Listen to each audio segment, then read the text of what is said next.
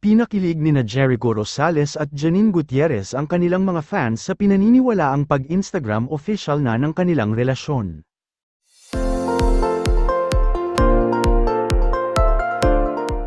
Sa kauna-unahang pagkakataon ay nag-post ang kapamilya actor sa kanyang IG page ng sinasabing patungkol sa tunay na status ng relationship nila ni Janine.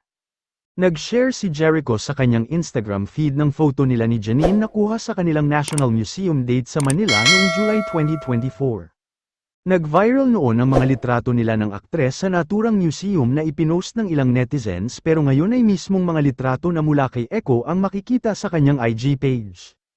Para raw talaga ito sa pagdiriwang ng 35th birthday ni Janine, ang isinulat niyang caption ay, "Happy birthday to my museum, tabing ilog date at Janine Gutierrez."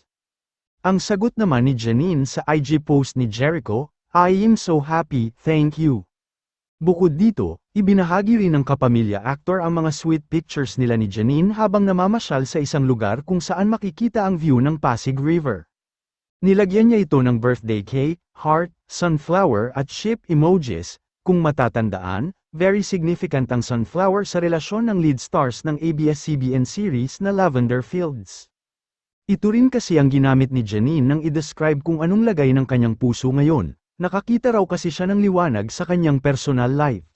Ang kalagayan ng puso mo ngayon, anong flower ito at bakit?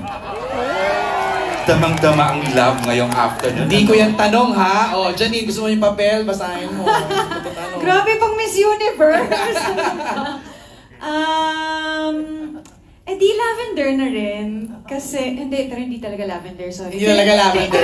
Tinay kong ipasok. Hindi. Tinay kong ipasok, pero hindi. Siguro sunflower. Why? Kasi nakakita na ng liwanag.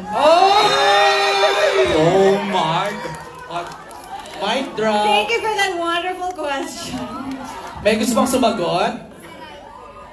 Yung nakabull Salamat ka. po sa pagpunta niyo dito. Mauna na po ako sa atin. Okay, next question. MJ, pagbigyan mo ulit ako.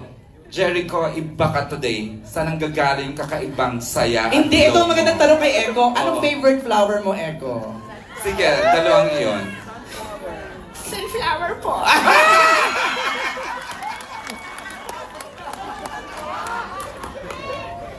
Kasi po gusto ko si Sinina. Last August, inamin nina Jericho at Janine na nasa dating at getting to know each other stage pa lamang sila pero mas marami ang naniniwala na matagal-tagal na silang magjowa. Sa isang panayam, inilarawan ni Echo si Janine na, "She talks calmly, a sweet person who's like, almost never upset about anything, she handles herself really well, with such humility, she's this type of person that, okay, a no is a no and a yes is a yes and she knows her decisions and she does it in a very smooth and soft, tender kind of way," sabi pa ni Jericho.